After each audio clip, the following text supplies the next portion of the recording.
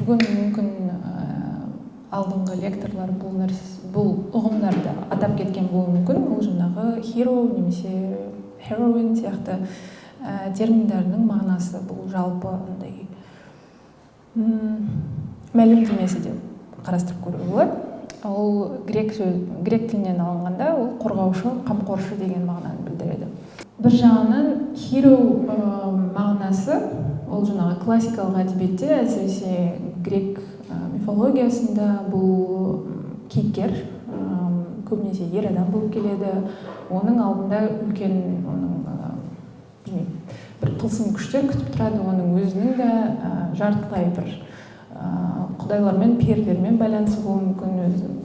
Адам көбінесе жартылай адам, жартылай құдай сияқты ретінде туылған сондай бір батыр болуы мүмкін. Оның өміріндегі басты оқиғалар, оның алдына түсетін жаңағы қиыншылықтар, соларды қалай ол өтіп шығады, сонымен қатар қалай жеңеді деген сияқты оның ақылына немесе өзінің білмеймін, тағы да басқа қасиеттеріне шалынып жеңетіне байланысты. Сонымен қатар Карл Райхель деген өте қызықты этнограф, сонымен қатар түрік эпостарын зерттеген зерттеуші бар. Соның «Түркский эпос» атты кітабында ол түрік эпостарындағы батырлардың пайда болу, сонымен қатар өмірге келу шарттарын қозғайды. Сол кезде оның атап кететін басты қағидалары ол барлық әдебиетке тән. Ол түркі әдебиеті болсын, немесе грек әдебиеті, европалық әдебиет болсын, олардың барлығы бір тылсым күштерге байланысты өмірге келеді, яғни үлкен адамдардың баласы болмайды мүмкін, және олар өздерінің жаңағы жесір ата-ана болғанына сын естиді, содан кейін олар құдайдан тілеп жаңағы бала өмірге бір басқа бір күштермен алып келеді. Және ең басынан бастап бала ол бірнеше уақыт аралығында тез өсіп, өзінің күшін бір үлкен қасиетін көрсетеді. Дегенмен бұл hero-heroine мысалы грек тілінде ешқандай айырмашылығы жоқ. Олардың жаңағы әйел адамға немесе ер адамға деген аталуы, өйткені грек мифологиясында қыз балалардың да сондай үлкен алдарындағы бір, олар да адам мен құдайдың арасында туылып, сонымен қатар олардың үлкен сондай бір қасиеттері болуы мүмкін. Бірақ кейіннен классикалық әдебиетке көшетін болсақ, ол жерде heroine мағынасы кішкене өзгере кетеді. Бірақ тарихты атап кететін болсақ, hero сонымен қатар жаңағы қамқоршы ретінде болып қалмай, ол грек мифологиясында екі кейіпкерлердің есімі болып келеді. Hero ол Афродитаның діни жаңағы қызметкері. Ол Леандрмен бірге, Леандр деген жігітке ғашық болып, соны күнде өзінің бөлмесінде шамын қосып күтіп отырады. Ал екіншісі ол Хера, ол грек пантеонындағы құдай. Ол әйел адамдарға, балаларға, сонымен қатар әсіресе әйел адамның өмірінде қиынға түсетін үлкен кезең, ол жаңағы бала босану кезеңі, сол кезде қамқоршы болып келетін құдай болып қалады. Мифологиядағы жаңағы батыр әйел немесе батыр қыздың образдарының өзгерісі ол тікелей діни, сонымен қатар әлеуметтік, саяси өзгерістерге байланысты болып келеді. Сол сияқты қазақ тарихында немесе орталық Азия, түркі елдерінің тарихындағы аса бір әйгілі батыр әйелдер мен қыздар бар. Соларға мысалы Массагет деген порталда Қымбат Сләмбек осындай бір тізім жасап қойыпты. Яғни ең танымал тарихтағы әйел тұлғалары. Олар енді шынымен Томиристан басталады. Ол Тұран патшасы, сонымен қатар өзінің әскерін жорыққа шығарған сондай патшайым. Сонымен бірге оның ең үлкен бір танымал оқиғасы өміріндегі ол Кир, Парсы патшасы Кирді жеңіп, оны картинаны көріп тұрған сияқты, оның басы шабылып, сөйтіп жеңіске жетеді. Томирис енді Геродоттың, грек жылнамашысы Геродоттың шығармаларында көп аталып, сонымен қатар оның жорықтары жазылып кеткен болғандықтан ол европалық суретшілердің, әсіресе ренессанс уақытындағы суретшілердің арасында өте танымал кейіпкер болатын. Сондықтан мына жерде көріп тұрған жұмыс ол Майкл Ван Кокси. Сонымен қатар Рубенстардың шығармашылығында көп кездеседі, бірақ көріп тұрғандай ол батыс еуропалық бір нақышта жасалған. Сондықтан бұл жерде дәл Томириске ұқсас етіп жасалған екеніне біз мүмкін дәлел бола алмайды. Дегенмен осы тізімде көрсетілген кейіпкерлердің ең қызықтығы ол жаңағы Томирис, сонымен қатар Зарина да ол сақ патшасының қызы болған. Ол да жорыққа шығып, жаңағы әскерінің басшысы болып, сол өзінің елін қорғап жатып мерт болады. Бұл діни, сонымен қатар әлеуметтік жағынан үлкен өзгеріс, өйткені кейіннен біз көретін кейіпкерлер, мысалы Бөрте ханым, немесе Бопай ханым, Зере, Айғаным сияқты кейіпкерлер, олардың әлеуметтік рөлі мен Зарина мен Томиристің әлеуметтік рөлі бірден айқындалып, өзгеріс айырмашылықтары өте қатты көрініп тұрады. Өйткені Томирис пен Заринаның тұрған уақыты бөлек, біріншіден, сонымен қатар олардың тұрған өркениеті мен мәдениеті бөлек. Сақ, сонымен қатар скиф өркениеттері, олар басқа танымдарға сенген. Сонымен қатар олардың уақытында әйел мен ер адамның арасындағы теңдік кішкене айқынырақ көрінген болатын. Кейіннен жаңағы патриархалды әлемде, сонымен қатар мұсылман, ол кезде мұсылман болып келетін қоғамда пайда болған осындай Бөрте ханым немесе Бопай ханым сияқты кейіпкерлер, олардың мына жерде қарап отырсаңыздар, ең басты бір қызықты ұқсастығы олардың отбасы ішіндегі әлеуметтік рөлі. Олар біреудің бір лауазымды ердің жары немесе анасы, қызы, әжесі болып келеді. Немесе мына суретте көрсетіліп тұрған сияқты Айша бибі кесенесі, ол Қарахан өзінің сүйген жарына салып береді, бірақ та Айша олар үйленбей жатып қайтыс болады. Дегенмен бұл сонымен қатар патриархалды кезеңде айқындалып келген кейіпкерлер болса да, олардың әрқайсысы бір өздерінің отбасындағы матриарх болып келеді. Олардың шешімдері өте маңызды, сонымен қатар олардың ақыл мұрасы қатты аталып кетеді. Дегенмен ол жердегі ең басты олардың жаңағы батырлығы, ол білім беру, тәлім, тәрбие сияқты нәрселермен байланысты. Олардың әскермен шабуылға шығу сияқты ондай оқиғалар аталып кетпейді көбінесе. Бұл енді біздің уақытқа дейін жеткен кейіпкерлер ғой. Біз өзіміздің естіп жүрген, өзіміздің арамызда, мектепте немесе отбасымызда естіп жүрген кейіпкерлер.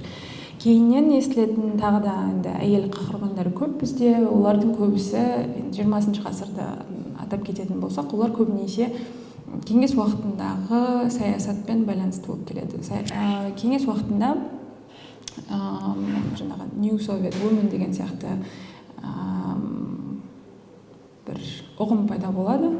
Ол Орталық Азияның Октябрь революциясынан кейін Орталық Азия территориясында басталған өзгерістермен байланысты. Ол Лениннің айтуы бойынша Орталық Азиядағы ең көп бір қысым көретін, құлдыққа шалынған сектор ол әйелдер. Яғни ең көп қиыншылық көретін Орталық Азиядағы топ ол әйелдер тобы. Сондықтан олар өздерінің жаңағы социализмге жолының бойында феминизмді дамытуына байланысты әйелдер эмансипациясымен айналысуды жөн көреді. Дегенмен бұл уақыттағы жаңағы аталмыш әйелдердің босатылуы немесе азат етілуі ол көптеген бір әйелдер тобының жағынан үлкен бір қиыншылықтарға түседі. Өйткені біз көріп отырғандай, бұл жерде біріншіден үлкен пропаганда болады, яғни әйелдерді білімге тарту, жұмысқа тарту, сонымен қатар оларды бірдей қоғамдық орынға алып келу деген сияқты. Мына суретте көрсетіп отырғандай, соғыс уақытында, екінші дүниежүзілік соғыс уақытында көптеген қыздар тракторшы болып жұмысқа тұрады, олар жұмысқа тартылады, сонымен қатар тыл жұмыстарын көбінесе әйел адамдар жасайтын болған. Ленин басшылыққа келгенде оның ең басты сол шешім факторы сол әйелдерді перифериядағы колхозбен байланысты, сонымен қатар әртүрлі агрономиялық жұмыстарға байланысты оларды жұмысқа тарту болып саналатын. Сонымен қатар олардың көптеген миграцияға байланысты немесе профсоюз бастамаларына әйел адамдарды алып келу болатын. Дегенмен бұл жерде перифериядағы регионалды жерлерде тұратын адамдардың, өйткені феодалдық таптық әлемнен енді социалистік әлемге көшу көп адамдарға қиынға түсті, өйткені олардың ақша табу, өнім табу күнкөрістері қатты өзгеріп кетті.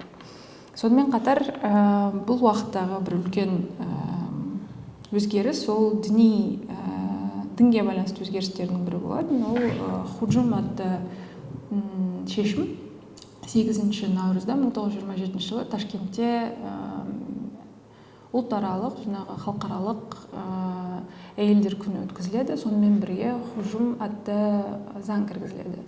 Худжум оның ең басты шешімі ол әйел адамдарды азат ету, бірақ та оның азат ету жолы ол басындағы паранжасын шешу деп аталады. Мына жерде көріп отырған фотосурет ол Саадат Исмаилова атты өзбек суретшісінің Her Right деген видеосынан үзінді.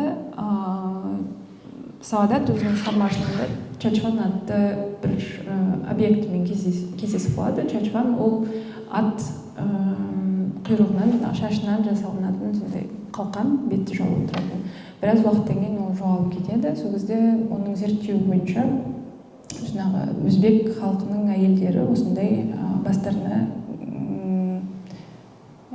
киіп жүретін киім бұйымы болады. Худжум уақытында бұл үлкен наразылық туатын мәселесі, өйткені отбасы мен қоғамдық арасында қарсыластық болады, өйткені ол дінге байланысты, сонымен қатар дәстүрге байланысты. Өйткені әйелдің басындағы бұйымын жағу арқылы сондай бір манифестация жасалынады үлкен көп жерлерде. Дегенмен бұл бірден бір әйел адамдарға үлкен қауіп туындырады. Өйткені олар мемлекет пен өздерінің отбасының арасында үлкен қауіпке түседі. Оның үй ішіндегі олардың ағайындылары, әкелері оларға үлкен қарсыластық көрсетеді. Бастарынан шешімді шешуде.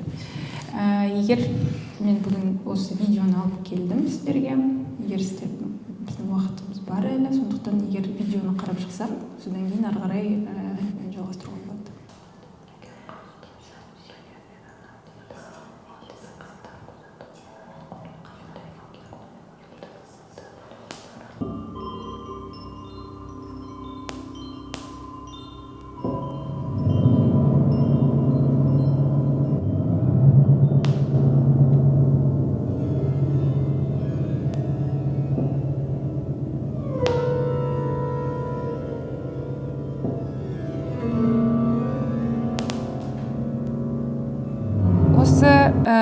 Тақырыпты айтқанда мен ойладым, шынымен де мүмкін осы худжум заңын түсіндіру үшін сіздерге осы Саадаттың фильмі кішкене жақсырақ бейнелеп береді деген сияқты. Өйткені көріп отырғандай бұл заң енді біріншіден ол өзбек әйелдерінің өздерінің шешкен шешімі емес, бастарындағы чачван алу.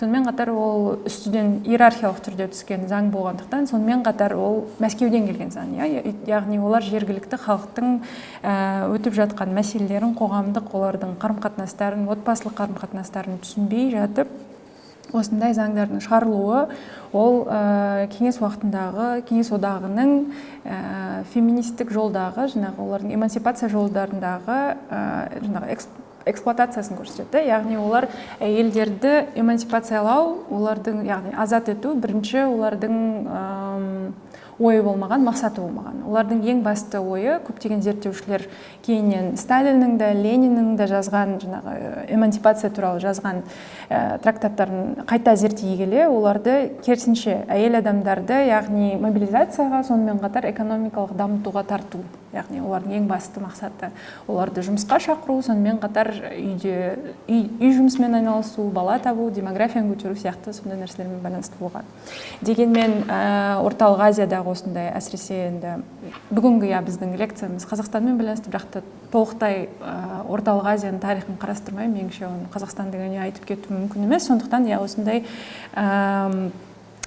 Өзбекстанда, сонымен қатар мысалы Қырғызстандағы осындай пропагандалық фото суреттер мен жаңағы бағдарламалар көп енгізілген болатын. Өйткені бұл жерде ең бастысы ол Орталық Азия әйелін міндетті түрде олардың этникалық жаңағы нақыштағы костюмдерінде кигізіп оқып отырған немесе дәріске тартылып отырған сияқты фотосуреттерді түсіру маңызды болды. Бұл жаңағы Сталин немесе Кеңес одағының феминистік жолдағы, эмансипация жолындағы пропагандасына күшейтетін бір жол сияқты. Мысалы, Тәжікстанда, тәжік кинода «Я встретил девушку» деген Рафаэль Перельштейннің фильмі түсірілген болатын. Ол да жаңағы Сағадаттың фильмде көрген материалдардың барлығы Кеңес одағындағы ресейлік кинематографисттер мен режиссерлармен түсірілген деректер.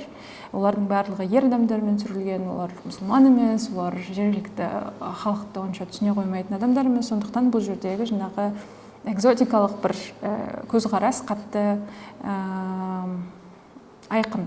Және «Я встретил девушку»дағы басты сюжеттің өзі де бұл жаңағы жас қыз, тәжік қызы өлең айтқысы келеді, театрға барып жұмысқа тұрғысы келеді, бірақ та оған жаңағы әкесі қарама-қайшы болып, оны керісінше ауылдық жерге алысқа жіберіп, үйінде қамай бастайды. Стамбулда Орталық Азия тарихымен айналысатын зерттеушінің жазған жаңағы мұсылман әйелдердің тағдыры туралы Орталық Азияда Кеңес одағының уақытында. Және олардың кездестірген қиыншылықтарына байланысты жаңағы мақала өте қызық сияқты. Жаңағы олардың әсіресе осы эмансипацияға байланысты олардың көптеген қиыншылықтарын көрсетіп отырады. Ары қарай айтатын болсақ, енді Сталиннің уақытында жаңағы жаңа совет әйелін идеологиясын дамыту үшін, әсіресе олардың жаңағы қоғамдық жағынан, діни жағынан енгізген көптеген бағдарламалары бар. Бірақ та солардың арасында осы біз отырған Целинный мәдени орталығында осы жуықта шығарылған Брусиловский жайлы кітабы бар. Сол жерде де ол жақсы қызық айтылып кетеді.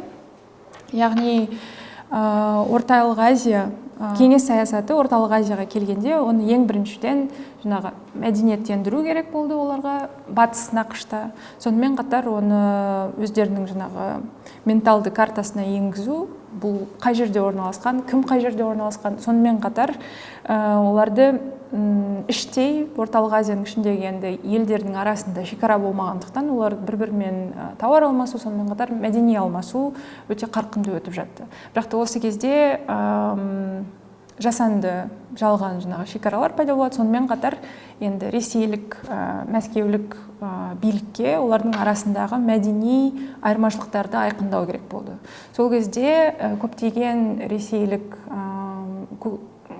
мәдениет қайраткерлері жіберіле бастайды, олар кино түсіреді, театр дамытады, өлең дамытады. Сол кезде әрине Евгений Брусиловский да сондай мақсатпен жіберіледі.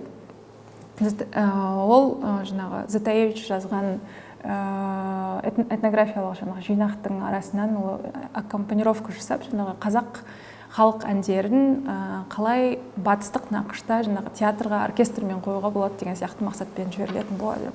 Бірақ та бұл жердегі ең басты ой және мақсат ол әр елді, жаңағы Қазақстан, Қырғызстан, Тәжікстан болсын, Өзбекстан болсын, сонымен қатар бұл жердегі басқа да діни этникалық жаңағы топтарды, ұйғыр, дұңған болсын, олардың бәрін бір-бірінен ажырата білу. Сондықтан бұл бағдарламалар визуалды және перформативті өнерге үлкен әсерін тигізеді. Өйткені ол жердегі би болсын, ән болсын, бұлардың бәріне жаңағы басқаша қарау, сонымен қатар оларды бағдарламалау, әдістемелеу сияқты жолдар пайда болады. Осындай кезде пайда болған мамандар, ол Күләш Байсейітова, Шара Жиенқұлова, немесе Роза Бағланова сияқтылардың енді дарыны шында да және олардың қосқан үлесі зор. Дегенмен бұл тұлғаларды Кеңес одағы өзінің пропагандасы ретінде қолданған болады. Өйткені олардың бағдарламасына бұлар өте лайықты тұлғалар болып келді. Өйткені олар тұңғыш маман, өнер маманы болып аталады. Сонымен қатар оларды көптеген жерлерге гастролге шақырады, оларды соғыс уақытында да гастролге шақырады. Айтып кету керек, осындай тақырыптарды қозғаған кезде көп енді әріптестеріміз түсінбей қалуы мүмкін. Бірақ бұл осы тұлғаларды айыптау жаңағы мәселесімен айтылатын нәрсе емес, керісінше меніңше біз осындай өнер, мәдениетпен айналысатын адамдардың сол уақыттағы кездестірген қиыншылықтарына тоқтап өтуіміз керек сияқты. Өйткені олар кездестірген цензура, сонымен қатар жаңағы экзотизация, өйткені әсіресе орталық Азия жаңағы шығыс әйел ретінде қарастырылатын әйелдерге деген қарым-қатынас және көзқарас ол өзгеше. Сондықтан жаңағы бұндай мәселелерді олардың шығармашылығын қарастырып отқанда міндетті түрде ойластыру керек деп ойлаймын. Сонымен қатар визуалды өнерді қарастырсақ, ол Гүлфәурuz Исмаилова, сонымен қатар Айша Ғалымбаева, олар қазақ халқының арасында алғаш қыз кескіндемешілер болып табылады. Оларды Ресейде оқып келеді екеуі де.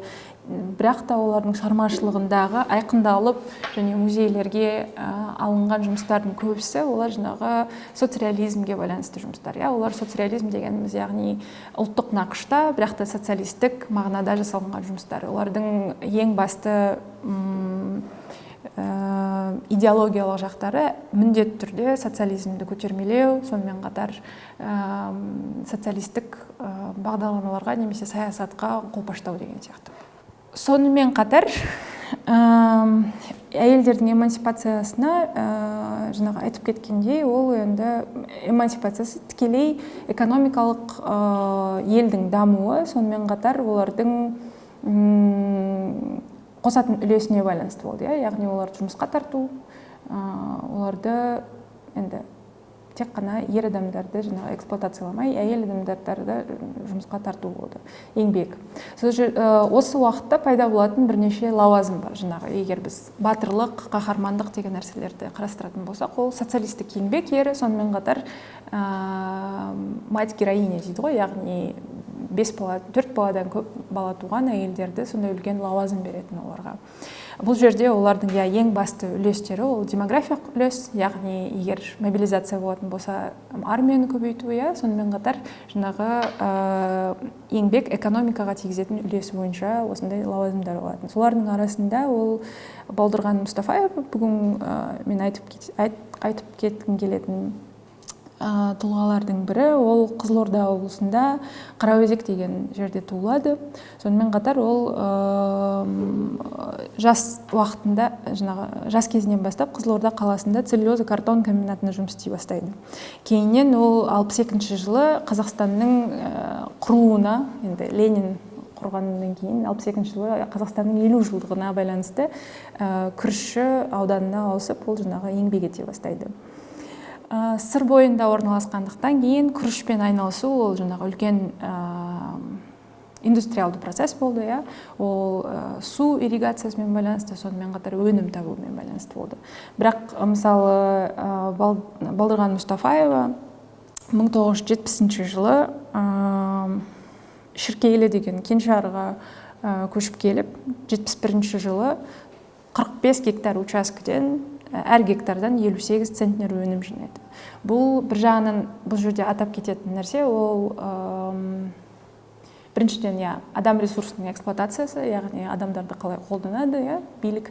Бірақ та екіншіден бұл экстрактивизм, яғни жер ресурстарын қолдану, су ресурстарын қолдану, сонымен қатар оны жаңағы қалай қолданады деген сияқты мәселе ғой. Өйткені Толыш Асылбекова ол да осындай социалистік еңбек ерін алған мақта өсіруші тұлға болған.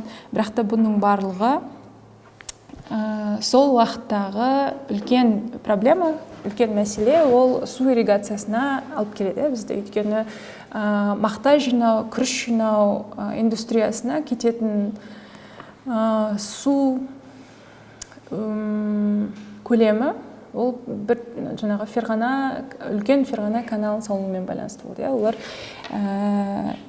жерде бір сілтеме бар.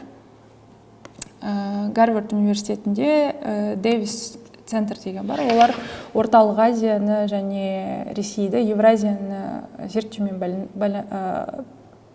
зерттеумен айналысатын орталық. Солардың кітапханасында осындай үлкен Ферғана каналын салу уақытында жасалынған альбом бар. Ол яғни деректеме. Бұл Ферғананы қалай салған. Соның ең бірінші беті осылай басталады. Яғни бұл Сталинға жолдама. Сталин ол кезде тек қана аға емес, сонымен қатар жаңағы сол елдің әкесі ретінде қарастырылды. Сонымен қатар яғни біз Ферғана каналын салып жатқан орнын көреміз, және астында сол жерде айтылып жатқан гимн сияқты өлеңді көре аламыз. Яғни бұның барлығы Ферғана каналы ол Ферғана жерінде, Өзбекстан мен Тәжікстанның қосылатын жерінде салынады. Кейіннен ол Сырдарияға кіретін бірнеше өзендерді бұрып алып, күріш өндірісіне және мақта өндірісіне кері қарай қолданылады. Ферғана каналының салынуы ол аралдың тартылуының бірден бір себептері болып келеді. Сол үшін бұл жерде социалистік еңбек ері лауазымын олардың ерен еткен еңбегі шынымен де олардың көп уақыты кетеді, күші кетеді, ол адамдардың алған мүмкін лауазымдары оған жетпейтін шығар. Бірақ та бұл жердегі әрдайым ойластыратын екі мәселе ол айтқандай экстрактивизм және эксплуатация болып келеді. Сонымен қатар мен айтып кеткен Худжум бағдарламасы енгізілген кезде 27 жылы оны 6 айда бітіруге мақсат қойған болатын. Бірақ та енді қоғамдық мәселелерге байланысты әйел адамдарды эмансипациялау 30 жылға созылады. Солардың 27 жылдан 57 жылға дейін көптеген пропагандалық жұмыстар түсіріледі, фильмдер түсіріледі, плакаттар, кино, жиналыстар жасалынады. Бірақ та оған тағы да бір үлкен әсер еткен оқиға ол екінші дүниежүзілік соғыс кезеңі. Өйткені осы кезеңде көптеген жас қыздар соғысқа өз беттерінше жазылып, Мәншүк Мәметова сияқты осындай батыр қыздар пайда болады. Бірақ та кейіннен олардың енді шынында да үлкен бір еңбегі осындай Сәбит Мұқановтың Батыр қыз сияқты шығармаларында аталып өтеді, және олар көптеген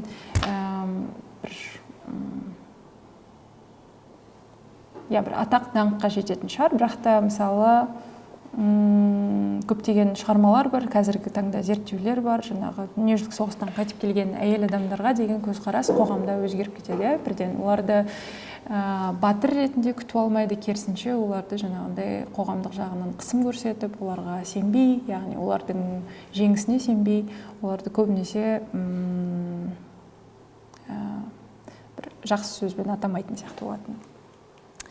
Және сонымен қатар бұл жерде айтып кететін мәселе ол гендерлік теңсіздік неге байланысты. Өйткені біз атап кеткен пропагандалық жұмыстың барлығын, егер біз осындай тұлғаларды қарастыратын болсақ, онда бұлардың барлығының ең басты айырмашылығы олардың ететін еңбегі, яғни олардың беретін дәл бір бір результат десек, олар енді ән айтумен байланысты немесе қандай да бір жұмыс жасаумен байланысты, бірақ та бұл уақытта қадағаланбайтын және көбінесе аталмайтын әйелдің жұмысы ол білім, тәлім, сонымен қатар ағартушылықпен байланысты әйелдердің шығармашылығы немесе жұмыстары аталмай кетеді. Қазіргі таңда көптеген ресурстар, медиа порталдар, сонымен қатар журналистер көптеген осындай адамдарды, тұлғаларды атап кетіп жатыр. Олардың арасында Маса медиа болсын, Мәншүк немесе басқа да медиалар осындай 20 ғасырдың басында ағартушылықпен, білім берумен айналысқан әйел тұлғаларының биографиясын және сонымен қатар олардың шығармаларын атап кетіп жатыр. Сондайлардың арасында ол Назипа Күлжанова ағартушы болған, білім беруші, ұстаз. Сонымен қатар ол сол кездегі ең маңызды мектепке дейінгі тәрбие және ана мен бала атты кітаптарды шығарып кеткен болатын.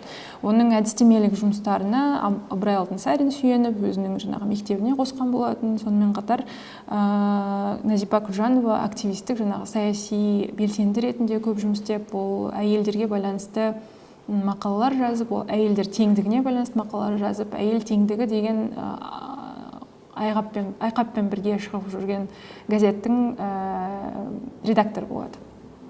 Дегенмен Назипа 34 жылы қайтыс болады, сондықтан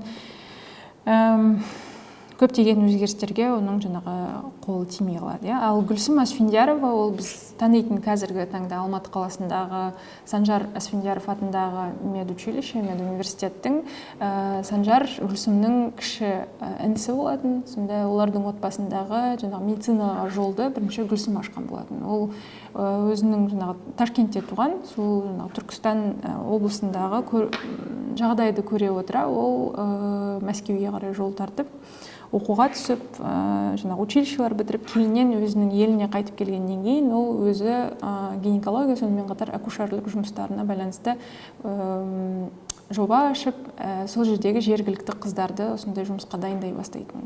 Гүлсім де көптеген жұмыстар жазады, ол сонымен қатар медицинамен айналысады, ол жаңағы мұсылман әйелдерінің съездеріне қатысып, ол жерде өздерінің жаңағы теңдікке байланысты, мұсылман әйелдерінің құқықтарына байланысты көптеген жаңағы ойларын білдіретін. Сонда біздің осы уақыт аралығында жаңағы саясатқа байланысты көбінесе аталмай кететін немесе қарастырылмай кететін тұлғалардың көбісі, әйел тұлғалардың көбісі, ол жаңағында шынында да ағартушылық, сонымен қатар білім, тәлім, сонымен бірге жаңағы пәлсапамен айналысатын әйелдердің жұмыстары қарастырылмайды, көбінесе. Яғни олардың тек қана қайтадан айтып кеткендей, экзотикалық жағынан қарастырылатын әйелдер, яғни олар билей алса, немесе жаңағыдай бірдеме шығармашылықпен айналысса деген сияқты.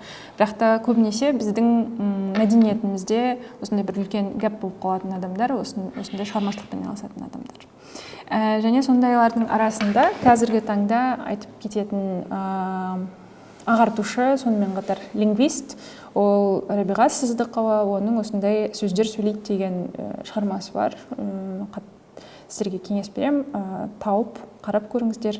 Бұл жерде ол ақын жырау, сонымен қатар халық әні, халық арасында таралған туындылардың ішіндегі мақал мәтелдер, сонымен қатар қызықты қандай да бір фразеологизмдер болсын, ойлар болсын, соларды ашып адамдарға таныта беру, жаңағы қазақ тілінің сондай түпкі астарлы ойларын ажырата білу деген сияқты сондай зерттеулер жасайды. Осындай сөздер сөйлейді деген шығармасында ол толықтай жазылып кеткен болатын. Және осы жыраулық ақындыққа келетін болсақ, өйткені біз енді шынында да бүгінгі таңдағы мүмкін аталмай кеткен мәдени қайраткерлер, сонымен қатар мәдени қаһармандар туралы айтатын болсақ, солардың арасында мен айтқым келген тұлға ол Ұлжан Байбосынова. Ұлжан Байбосынова ол жырау әйел.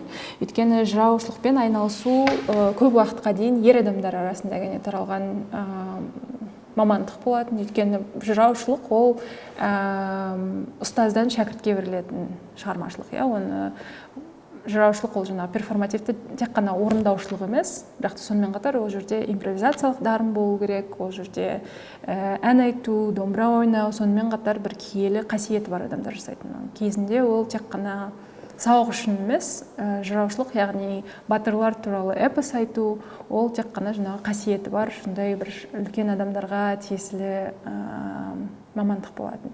Осы Ұлжанның ұстазы,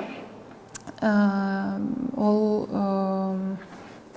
өзінің түсінде Бидас Рүстембеков деген кісі, Қызылорда облысының тумасы, ол өзінің түсінде жаңағы көп уақытқа дейін өзіне шәкірт іздеп жүреді. Сол шәкірт табылмай жүргенде өзінің түсінде жаңағы бір қызды көреді. Сол кезде он ауыл арасында іздеп жүргенде осы Ұлжанды кездестіргенде сол түсіндегі қыз екенін танып қалады да, өзінің шәкірті ретінде таңдай бастайды. Сол жерде Ұлжан екеуінің жаңағы арасындағы қарым-қатынасы өте жақсы, берік болып, содан кейін Бидас Рүстембеков Қызылордада бірінші қыздарға арналған жыраушылық мектебін аша бастайды. Сол жерден шыққан көптеген жаңағы осы дәстүрді алып келіп жатқан тұлғалар шығады. Және осы нені Ұлжанның орындауында Бастау деген жырды кішкене үзіндісін тыңдап көрейік.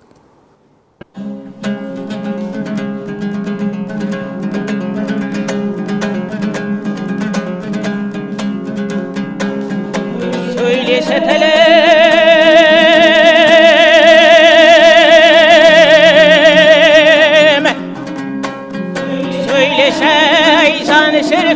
savunday davosam birden jirmeyde yeytirim tögülüp ağılmay olgan men şiirik şapbaydı seyse tavıp ağılmay gülenşi degen köbeyip kaptap ketdi kıyalı söz ayılgan koydun şarınday sonda da tilimi söyleşe tölek mingen bedevli ağzında aşı varılday şarıqta tilim şarıqta şırın жанның сауындай. Осындай енді тұлғалар бүгінгі таңда көп меніңше, бірақ та бұл енді дәрістеменің ең басты ойы, мақсаты осыда болған. Яғни біз тарихымызды, сол тарихта болған өзгерістер, ол бүгінгі таңда болып жатқан саяси, әлеуметтік өзгерістердің бізге әсер етуі, сонымен қатар батыр қыз, батыр әйел деген образдың қалыптасуына олардың барлығының әсері қандай екен, егер болмаса, онда рахмет сіздерге.